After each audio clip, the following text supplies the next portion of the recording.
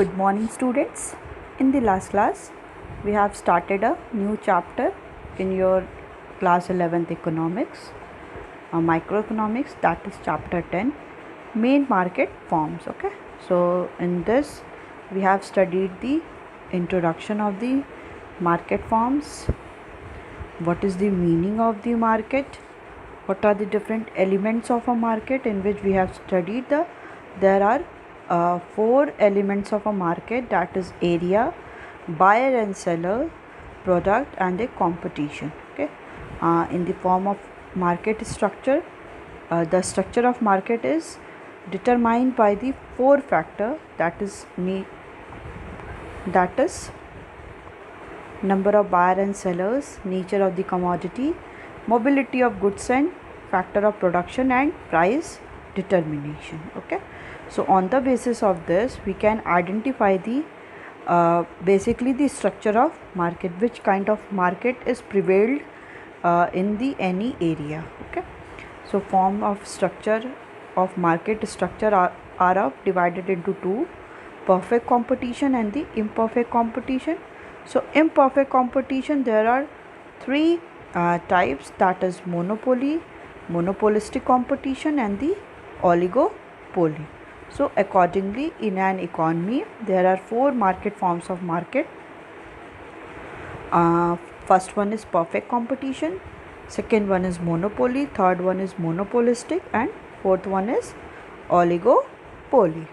Okay, so in the last class, we have also started the what is perfect competition, as well as we have also studied the what is the meaning of the perfect competition. So perfect competition is a market situation where there are large number of buyers and sellers are there of the homogeneous product. ठीक है, जहाँ पे क्या होते हैं, large number of buyer और sellers होते हैं ऑफ द होमोजीनियस प्रोडक्ट. जो प्रोडक्ट होता है, जिस प्रोडक्ट के साथ वो लोग डील करते हैं, कोई भी कमोडिटी जो प्रोड्यूस कर रहे हैं, as well as they can supply, वो कैसा प्रोडक्ट है, वो homogeneous product means they all product are the same, means identical product.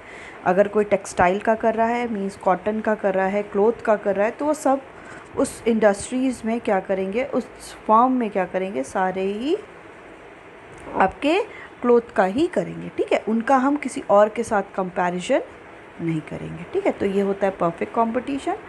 So in this a firm is a price taker and cannot influence the price of the commodity.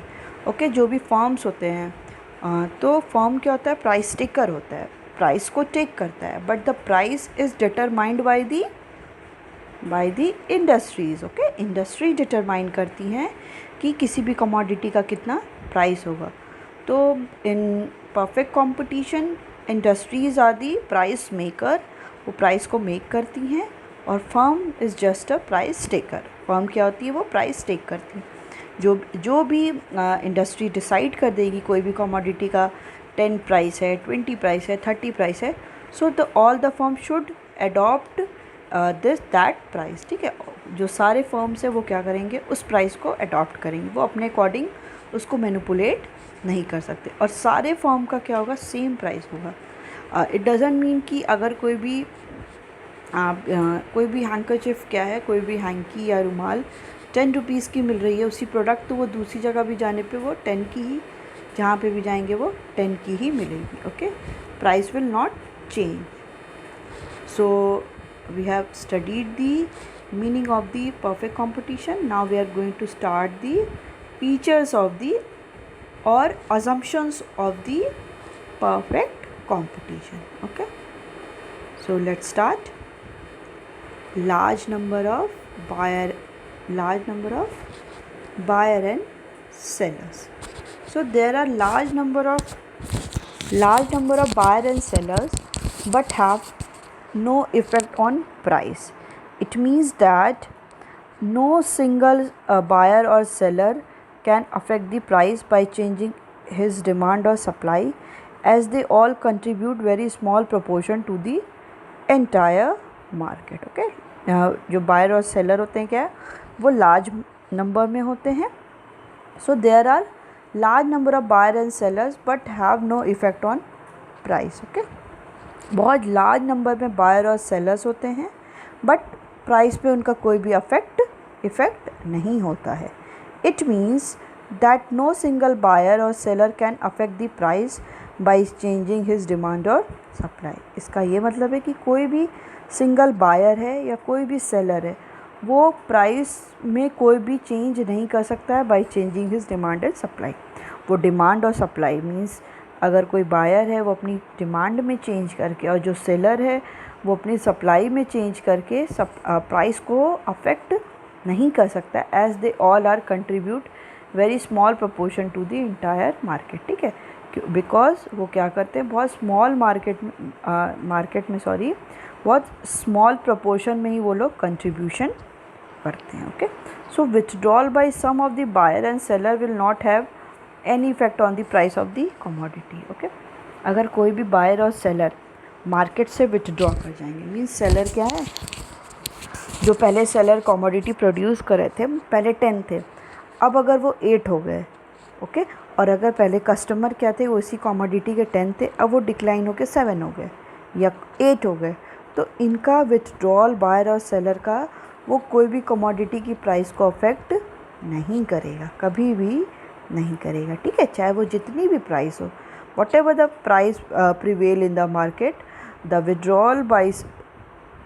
withdrawal of some buyer and seller will not affect the price of the commodity। वो price कोई भी commodity की price को क्या करेगा, affect नहीं करेगा। Okay, so it will not affect the price of the commodity। Now see the implication of it। The prevailing market price is the one which set through the interaction of market demand and market supply forces for which all the seller and all the buyer together are responsible। One single seller has no option but to sell what it produces at this market price, determined price। This position of an individual firm in the total market is referred to as price taker। This is unique feature of a perfectly competitive market। Similarly, the large number of buyers also have the same implication। A single buyer shares in the total market demand is so insignificant that the buyer cannot influence the market price on his own by changing his demand।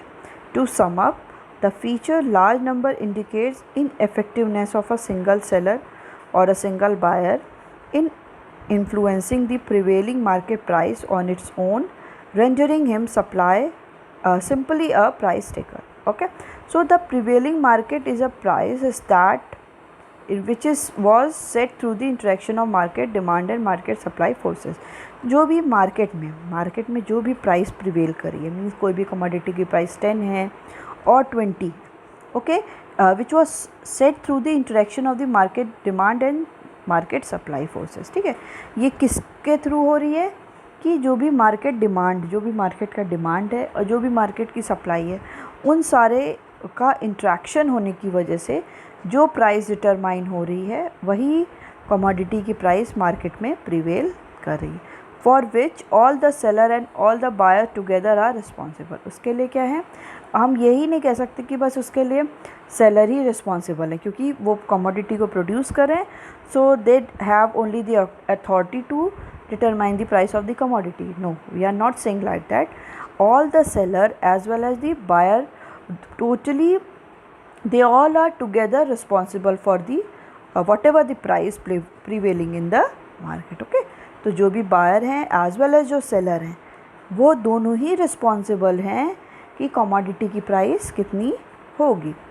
One single seller has no option but to sell what it produced at this market determined price। okay, कोई भी अगर single seller है उसके पास कोई भी option नहीं है कि वो अपने अकॉर्डिंग प्राइस को मैनिपुलेट कर ले, okay, but to sell what is producers at this market determined price. Okay, if I am a single seller in the market, मतलब वो large number of buyer and sellers हैं, large sellers हैं, but अगर मैं single seller हूँ और मैं चाह रही हूँ कि जो कमोडिटी सब 10 में सोल्ड आउट कर रहे हैं और मैं उसको क्या चाह रही हूँ, मैं उसको 14 में करूँ, तो मेरे पास इतनी अथॉरिटी नहीं है कि मैं उसी कमोडिटी को 14 में सोल्ड आउट करूं, because I am just a firm only. मैं एक फर्म हूँ और जो ये प्राइस है 10 rupees, it is determined by the industry. So industry जो भी डिटरमाइन करेगी, all the firm should follow that market price. Okay, and that market price is determined by the interaction of both market demand and market supply. Okay, so single seller has no authority to change the any determined price. Okay, so this position of an individual firm, this position of an individual firm in the total market is refers to the price taker. Okay, जो भी ये position है individual firm की कि वो क्या है, वो अपने अकॉर्डिंग प्राइस को डिटरमाइन नहीं कर सकता है, it is refers to the price taker. उसको क्या बोलते हैं, प्राइस टेकर, क्योंकि industries are deciding the market price. So all the individual firm have to follow whatever the price prevails in the market. Okay, उनके पास कोई भी अपनी अथॉरिटी नहीं है कि वो अपने अकॉर्डिंग प्राइस को मैनिपुलेट कर सके. Okay, so this is the unique feature of the perfectly competitive market. ठीक है, ये एक यूनिक फीचर है किसका, कॉम्पिटिटिव मार्केट का, परफेक्टली कॉम्पिटिटिव मार्केट का. Next one is similarly the large number of buyers also has the same implication. ठीक है, अब we are talking about the large number of seller. Now a large number of buyer also has the same implication. उनके लिए भी same implication है. A single buyer share in total market demand is so insignificant that the buyer cannot influence the market price on his own by changing his demand. Okay, अभी इसमें भी same है जैसे large number of seller में है कि कोई भी एक सिंगल सेलर और सिंगल बायर क्या कर सकता है, किसी भी प्राइस को चेंज नहीं कर सकता है. ठीक है, क्योंकि अ single seller shares in total market demand is so insignificant. ठीक है, जो उसका टोटल मार्केट डिमांड में अगर हम बात करेंगे तो उसका जो रोल है एक सिंगल सेलर का, कोई भी उसकी वैल्यू नहीं है, क्योंकि उसके थ्रू कोई भी प्राइस को चेंज नहीं किया जा सकता है. ठीक है, कोई सिंगल सेलर की वहाँ पे कोई भी एक उसके पास राइट नहीं होगी, क्योंकि जो डिटरमाइन होगा वो किसके थ्रू होगा, मार्केट डिमांड और मार्केट सप्लाई. मीन्स हम टोटलिटी की बात करेंगे, किसी इंडिविजुअल इनकम की, इंडिविजुअल पीपल की बात नहीं करेंगे. इंडिविजुअल डिमांड की और इंडिविजुअल बायर और सिंगल बायर की बात नहीं करेंगे, बिकॉज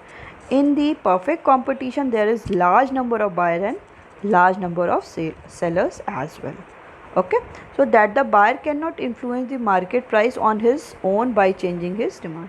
ठीक है, अपनी डिमांड चेंज करके वो क्या कर सकता है, वो प्राइस में कोई भी चेंज नहीं कर सकता है. Okay, to sum up the feature large number indicates ineffectiveness of a single seller और अ सिंगल बायर. ठीक है, अगर हम बात करें फीचर लार्ज नंबर, तो यहाँ पे जो भी सिंगल सेलर है और सिंगल बायर है in influencing the prevailing market price, उनका कोई भी इफ़ेक्टिव रोल नहीं है कि वो प्राइस को इन्फ्लुएंस कर ले ऑन इट्स ओन, अपने वो ओन चेंज कर ले, रेंडरिंग हिम सिंपली अ प्राइस टेकर. उनको क्या एक सिंपली हम लोग क्या कह रहे हैं, वो क्या है, प्राइस टेकर है.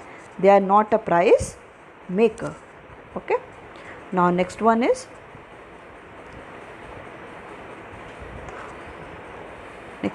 homogeneous product. All the firms sell identical products. This means that the goods produced by each seller possesses identical physical characteristics and are uniform in every way in color, size, shape and quality. No single seller's produced is preferred to that of any other seller because both the product and producer are standardized. Okay, so all in the homogeneous product, all the firms sell identical product. जितने भी सारे firms हैं वो क्या करेंगे, identical products को ही cell करेंगे. Identical means same kind of products, उसमें कोई भी चेंजेस नहीं होगा, सारे जो प्रोडक्ट होंगे वो क्या होंगे, सेम होंगे.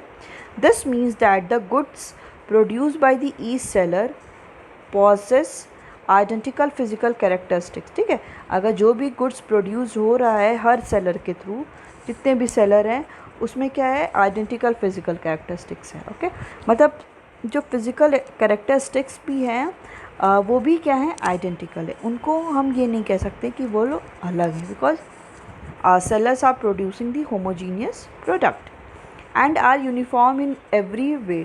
और ठीक है, वो सारे क्या होंगे, यूनिफॉर्म होंगे। यूनिफॉर्म मीन्स सेम होंगे इन कलर। कलर में भी अगर कोई प्रोडक्ट कर रहा है, प्रोड्यूस कर रहा है रेड कलर का, तो सब क्या करेंगे, रेड कलर का ही प्रोड्यूस करेंगे।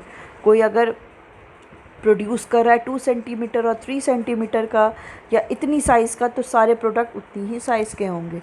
अगर उनकी साइज़ में चेंज हो गया, ठीक है, कोई अगर फर्म ने डिसाइड कर दिया कि वो 40 रुपीज़ लेगी कोई भी प्रोडक्ट का, कोई भी सोप का, ओके, फॉर एग्जांपल सोप का। अब एक फर्म क्या करी, वो इतना बड़ा सोप प्रोड्यूस करी। अब दूसरी फर्म क्या करेगी, इतना प्रोडक्ट अगर कर देगी, तो क्या होगा, people will go through that amount of, कि जिसकी सोप की साइज़ क्या होगी, वो बड़ी होगी, क्योंकि प्राइस तो 40 ही है, प्राइस में कोई चेंज नहीं हो रहा। बट अगर साइज़ में भी चेंज हो गया, तो लोग जो हैं नॉर्मल कंज्यूमर कस्टमर कहाँ जाएंगे, वो लोग उसी ओर प्रेफर करेंगे कि जहाँ पे उनको सेम प्राइस में क्या है, कोई लार्ज प्रोडक्ट मिल रहा है। इसलिए यहाँ पे क्या कहा जाता है कि जो प्रोडक्ट्स होंगे वो क्या होंगे, होमोजीनियस होंगे, and they are also uniform in every way, in colour, size, shape अगर ऐसे है तो दूसरे का भी प्रोडक्ट ऐसे ही होगा, ओके। वो ऐसे नहीं हो सकता। So shape and as well as quality also, quality में भी क्या होगा, सेम होगा। No single seller product is preferred to that of any other seller, ठीक है। इससे क्या होगा कि कोई भी एक सिंगल सेलर का प्रोडक्ट को प्रेफर नहीं किया जाएगा। डैट इट डजेंट मीन कि ए क्या कर रहा है, ए और बी दो प्रोड्यूसर है, okay, both are producing the soap, they are producing the soap, okay. A का सोप का शेप कैसा है, ऐसा है, और दूसरे का शेप कैसा है, सोप का ऐसा है। For example, I am just taking one example, ऐसा है, ओके। और price is same, price for example price is 20, okay. So what does it mean कि can you say that the these product are identical, आपको कहीं से भी identical लग रहे हैं एक्सेप्ट प्राइस, नहीं। तो अगर ये क्या है, अगर इसकी साइज़ क्या है, छोटी है, और इसकी साइज़ बड़ी है, तो नॉर्मल कोई भी कस्टमर, एज अ कस्टमर हम लोग किसको प्रेफर करेंगे, एज अ कस्टमर हम लोग इस वाले बी के सोप को प्रेफर करेंगे। क्यों, क्योंकि 20 रुपीज़ ही देने पे हमें इतना बड़ा क्या मिल रहा है, प्रोडक्ट मिल रहा है। फॉर एग्ज़ाम्पल इसमें भी क्या है, इसका जो वो है प्रोडक्ट है, it is in red colour, और इसका जो प्रोडक्ट है वो है येलो कलर, ओके।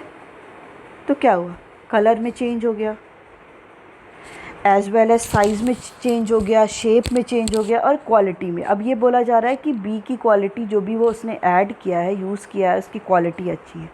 तो ये कहीं से भी होमोजीनियस प्रोडक्ट नहीं है ना।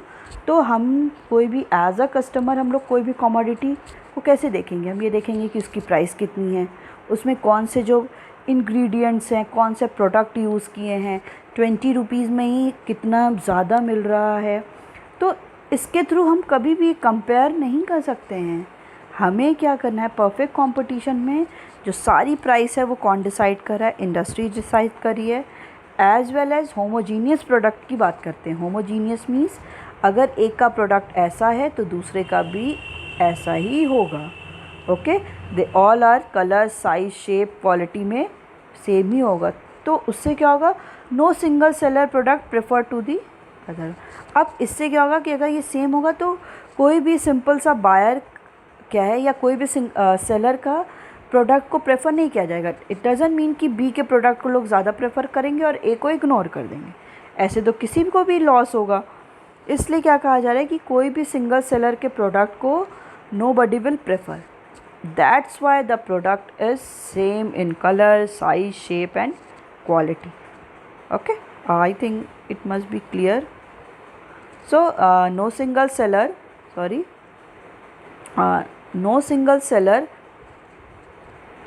no single seller product is preferred to that of any other seller because both the product and the producer are standardized. Okay, दोनों जो भी product हैं as well as जो producer हैं वो standardized ही हैं. Standardized means they all are applicable in every area. ठीक है, वो हर एक जगह पे क्या है, सेम ही अप्लाई होंगे.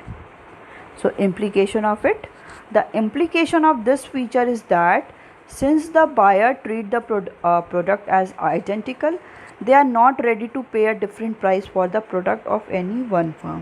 They will pay the same price for the product of all the firm in the country. On the other hand, any attempt by the firm to sell its product at a higher price will fail. To sum up, the homogeneous product features ensures a uniform price for the product of all the firms in the industry. Okay, yes, so the implication of this feature is that since the buyer treat the product as identical. Okay, तो इसका implication यही है कि जो भी buyer है, buyer के सामने क्या है, जो भी product है, they all are identical और resemble, means वो same है, कोई भी उनमें change नहीं है. They are not ready to pay a different price for the product of any one firm. ठीक है, एक ही firm के जो प्रोडक्ट हैं उसके लिए कस्टमर डिफरेंट प्राइस पे करने के लिए रेडी नहीं है. दे will pay the same price for the product of all the firms in the industry. Okay, तो इसलिए जो कस्टमर्स हैं, कंज्यूमर हैं, दे will pay the same price, वो सेम प्राइस को ही पे करेंगे फॉर ऑल द प्रोडक्ट्स, जितने भी प्रोडक्ट्स हैं at of all the firms in the country. For the product, वो सारे प्रोडक्ट जो डिफरेंट फर्म से क्या है, लिंक्ड हैं और they are belong to the one industry, क्योंकि वन इंडस्ट्री के डिफरेंट फर्म्स होंगे जो कमोडिटी को प्रोड्यूस करेंगे. तो they will pay the same price for the product, वो सेम प्राइस ही प्रोडक्ट का पे करेंगे of all the firms in the industry, जितनी भी फर्म्स इंडस्ट्री में हैं. So on the other hand, any attempt by a firm to sell its product at a higher price will fail. ठीक है, अब कोई क्या कर रहा है, कोई एनी सेलर क्या कर रहा है, वो अगर ये अटेम्प्ट करता है, कोई भी फर्म ये अटेम्प्ट करती है कि वो ज़्यादा प्राइस चार्ज करेगी किसी भी बायर से, तो वो क्या होगा, दे विल फेल. ठीक है, क्योंकि कोई भी वो वैसे काइंड ऑफ प्रोडक्ट को लेगा नहीं, क्योंकि वहाँ पे क्या है, होमोजीनियस प्रोडक्ट है जिसमें सब कुछ क्या है, आइडेंटिकल है. They are identical in shape, size, colour, quality as well as in price. Okay, so to sum up, the homogeneous product feature ensures a uniform price for the product. ठीक है, हर एक प्राइस का, जो भी हर एक product का price क्या है, सेम है of all the firms in the industry. जितने भी इंडस्ट्रीज़ में, जितने भी इंडस्ट्री में फर्म है, सारे फर्म की प्राइस क्या है, सेम है. Okay, now the next is perfect knowledge. Okay, all the buyers and sellers in the market possess perfect knowledge. Okay, तो क्या करते हैं, both of them know that uniform price prevails for a homogeneous product. Thus, no buyer will offer a price higher than prevailing one, and no seller will sell at a price lower than the prevailing price. Accordingly, a single price for the product must prevail in the market. Okay, so all buyer and the seller in the market possesses perfect knowledge. ठीक है, जितने भी buyer and seller है market में, all the buyers and the seller in the market, they have the perfect knowledge about the product. उन्हें क्या है, जितने भी प्रोडक्ट हैं मार्केट में, उनके पास उनकी परफेक्ट नॉलेज है, मार्केट के बारे में उनके पास परफेक्ट नॉलेज है. Both of them know that uniform price prevail for a homogeneous product.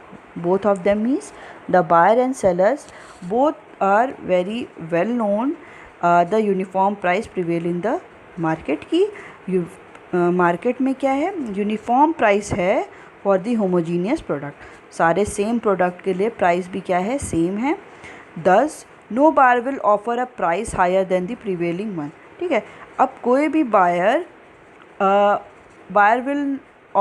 no buyer will offer a price higher than the prevailing one, and no seller will sell at a at a price lower than the prevailing one, ठीक है। अब कोई भी buyer क्या है कि जो भी मार्केट में प्राइस है अगर 20 है तो वो उससे ज़्यादा पे नहीं करेगा, क्योंकि उसके पास क्या है, परफेक्ट नॉलेज है। अब मैं जा रही हूँ मार्केट में, मुझे क्या है, प्रोडक्ट के बारे में पता है कि कोई भी प्रोडक्ट है, चॉकलेट है, उसकी प्राइस क्या है, 10 है। अब मुझे अगर इसकी प्राइस पता होगी, परफेक्ट नॉलेज है मेरे पास, तो आई विल नॉट पे more than of 10, okay. I will not पे 12 रुपीज़ की ले लीजिए मेरी ओर से, ऐसा तो मैं नहीं करूँगी ना, ठीक है। तो कोई भी बायर क्या करेगा, जो भी मार्केट में कोई भी प्रोडक्ट की प्रिवेलिंग प्राइस है वो उससे ज़्यादा पे नहीं करेगा।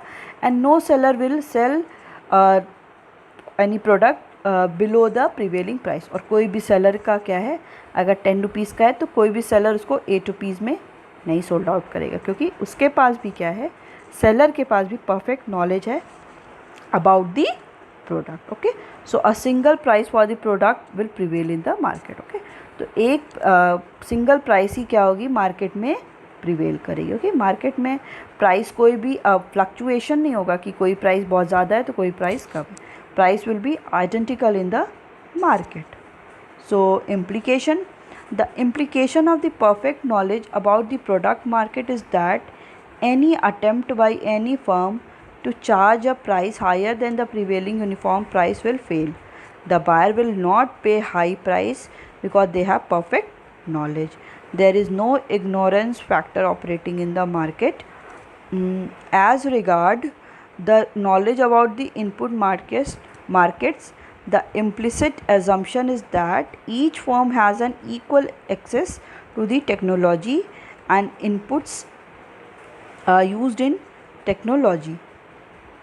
No firm has any cost advantage. Cost structure of each firm is the same. All the firms have a uniform cost structure. Since there is uniform price, uniform cost in case of all firms, and since profit equals cost less price, all the firms earn uniform profit, okay. So implication of the perfect knowledge about the product market is that any attempt by any firm to charge a price higher than the prevailing price, ठीक है। अगर uniform और the perfect knowledge का main motive यही है कि अगर जो भी बायर और सेलर को क्या होगा, परफेक्ट नॉलेज होगा, तो कोई भी सेलर और कोई भी फर्म क्या कर सकती है, प्रीवेलिंग प्राइस से, जो भी मार्केट में प्राइस प्रिवेल करी है, एग्जिस्ट करी है, उससे ज़्यादा वो बायर से नहीं ले सकती। अगर वो लेगी, they will fail in that sense. The buyer will not pay any high price, ठीक है। बायर क्या है, कोई भी हाई प्राइस पे नहीं करेगा because they have a perfect knowledge. उनके पास क्या है, perfect knowledge about the product. There is no ignorance factor operating in the market. कोई भी इग्नोर मीन्स कोई भी चीज़ इग्नोर करने वाली मार्केट में प्रिवेल नहीं करेगी, ऑपरेट नहीं करेगी। And as regard the knowledge about the product, as regard the knowledge about the input product markets, the implicit assumption is that each firm has equal access to the technology, ठीक है। ये knowledge ये है main कि input products, जो भी input market में जो भी रॉ मटेरियल, डिफरेंट इनपुट्स जो मार्केट है जहाँ पे फैसिलिटी प्रोवाइड होती है, the implicit assumption is that each firm has equal access to technology, ठीक है। हर फर्म के पास एक इक्वल एक्सेस है technology.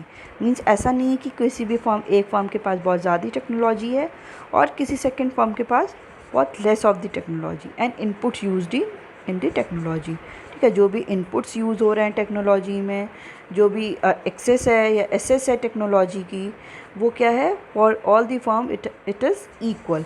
So no firm has any cost advantage. इससे ये भी नहीं है कि कोई भी फर्म को कॉस्ट एडवांटेज है, मीन्स कि कॉस्ट कम लग रही हो और रेवेन्यू ज़्यादा मिल रहा हो, ऐसी भी कोई चांसेस नहीं है। बिकॉज हर एक के पास क्या है, सेम टेक्नोलॉजी है as well as they are using the same inputs. So cost structure of each firm is the same. तो जो भी कॉस्ट जो वो लोग एनकर कर रहे हैं, they all are the same. All firms have a uniform cost structure. हर एक फर्म के पास क्या है, यूनिफॉर्म कॉस्ट स्ट्रक्चर है, मीन्स सेम कॉस्ट का स्ट्रक्चर है। मीन्स जो फर्म ए कर रही है वही firm B, C, D and so on, वो सारे ही सेम प्राइस चार्ज करेंगे। Since there is uniform price and uniform cost in case of all firms, ठीक है।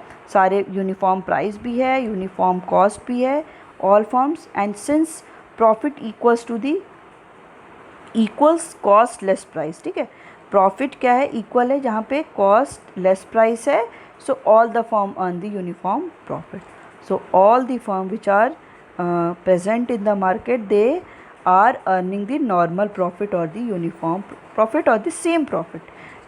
जो A earn कर रहा है अगर वो 50,000 कर रहा है तो B भी 50,000 ही करेगा, तो uniform profit they will earn. Okay, so it's all about your today's class. We will continue further in the next class. Okay, thank you.